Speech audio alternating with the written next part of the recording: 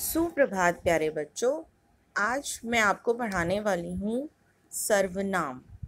जैसा कि आपने अपनी पिछली कक्षाओं में भी सर्वनाम के बारे में पढ़ा है, तो सर्वनाम से पहले हम संज्ञा के बारे में जानेंगे कि संज्ञा क्या होती है। अभी हमने अपनी पिछली कक्षाओं में संज्ञा के विषय में पढ़ लिया है, लेकिन मैं आपको एक बार फिर से बताती हूँ। किसी व्यक्ति, वस्तु, स्थान, भाव के नाम को संज्ञा कहते हैं।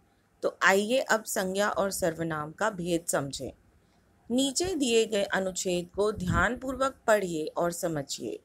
सार्थक ने सार्थक के पिताजी से कहा, अगले सप्ताह सार्थक की वार्षिक परीक्षा आरंभ होने वाली है। अब सार्थक देर रात तक पढ़ा करेगा। सार्थक सुबह भी जल्दी जागकर पढ़ा करेगा, तभी तो सार्थक परीक्षा में प्रथम स्थान प्राप्त करेगा। तो ये जो आपने अभी अनुच्छेद पढ़ा, क्या आपको इसमें कुछ अटपटा नहीं लग रहा? क्या आपको लग रहा है कि ये सार्थक सार्थक शब्द बार बार दोहराया जा रहा है? तो चलिए आइए हम एक और अनुच्छेद पढ़ते हैं। सार्थक ने अपने पिताजी से कहा, अगले सप्ताह मेरी वार्षिक परीक्षा आरंभ होने वाली है। अब मैं देर रात तक पढ़ा करूँगा। मैं सुबह भी जल्दी जागकर पढ़ूँगा, तभी तो मैं परीक्षा में प्रथम स्थान प्राप्त करूँगा। तो बच्चों, आपने देखा किस तरह से पहले अनुच्छेद में हर जगह सार्थक यानी संज्ञा शब्द का प्रयोग हुआ है, और दूसरे अनुच्छेद में सार्थक के जगह पर अपने, मेरी, मैं आदि शब्दों का प्रयोग हुआ है। तो आइए देखते हैं सर्वनाम की परिभाषा।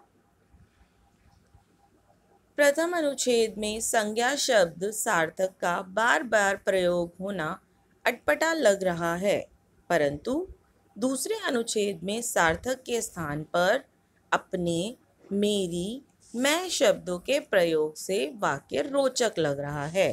तो परिभाषा क्या हुई? संज्ञा के स्थान पर प्रयोग होकर संज्ञा का ही अर्थ प्रकट करने वाले शब्द सर्वनाम कहलाते हैं।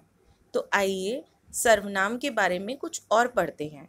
सर्वनाम सभी लिंगों में एक ही रूप में प्रयुक्त होता है। सर्वनाम लिंग की पहचान क्रिया से होती है। जैसे अब देखिए, आपको कुछ उदाहरण द्वारा समझाया गया है कि चाहे कोई भी लिंग हो, स्त्रीलिंग हो, पुल्लिंग हो, कोई भी लिंग हो, सर्वनाम शब्द का प्रयोग वैसा ही रहता है।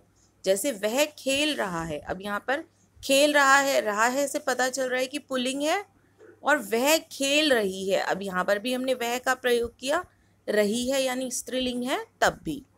कमरे में कौन है, यहाँ पर कौन है किसी व्यक्ति के लिए प्रयुक्त हुआ है, और इस डिब्बे में क्या है, यहाँ पर क्या है किसी वस्तु के लिए प्रयुक्त हुआ है। आइए देखें आगे। अब इसका अभ्यास कार्य देखते हैं बच्चों। मैं ये आपको उदाहरण समझाती हूँ। नीचे लिखे वाक्यों में सर्वनाम शब्दों को रेखांकित कीजिए। अब इसमें कुछ वाक्य दिए हैं, हमें बताना है कि इसमें सर्वनाम कौन कौन से शब्द हैं। कल मैं तुम्हारे घर आऊँगा। आपको क्या लगता है इसमें सर्वनाम क्या होगा? जी हाँ, मैं और तुम्हारे। ठीक है। किसी ने मेरी कार को टक्कर मार दी। इसमें सर्वनाम शब्द है मेरी। वह पूजा कर रही है, वह। उसने तलवार से हमला किया, उसने। अब प्रश्न नंबर 2 में आपको सर्वनाम भरनी है। देखो बाहर डैश आया है, प्रश्नवाचक चिन्ह। तो हम यहाँ पर प्रश्न पूछेंगे, देखो बाहर कौन आया है। तुम्हारे हाथ में डैश है, प्रश्नवाचक चिन्ह, प्रश्न पूछ रहे हैं तो तुम्हारे हाथ में क्या है। उसे खाने के लिए डैश चाहिए, उसे खाने के लिए कुछ चाहिए। डैश तुम मेरे साथ चलोगे, यहाँ पर प्रश्नवाचक चिन्ह आएगा बच्चों। क्या तुम मेरे साथ चलोगे? जल्दी छिप जाओ, डैश आ रहा है, जल्दी छिप जाओ, कोई आ रहा है।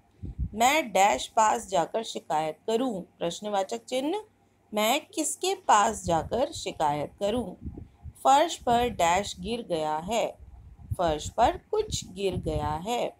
जैसा देश वैसा भेष, उसे यहाँ आने के लिए कह दो। इसी प्रकार से बच्चों हम अपना आगे का अभ्यास कार्य भी करेंगे। आशा करती हूँ कि आपको ये पाठ समझ में आ गया होगा। धन्यवाद।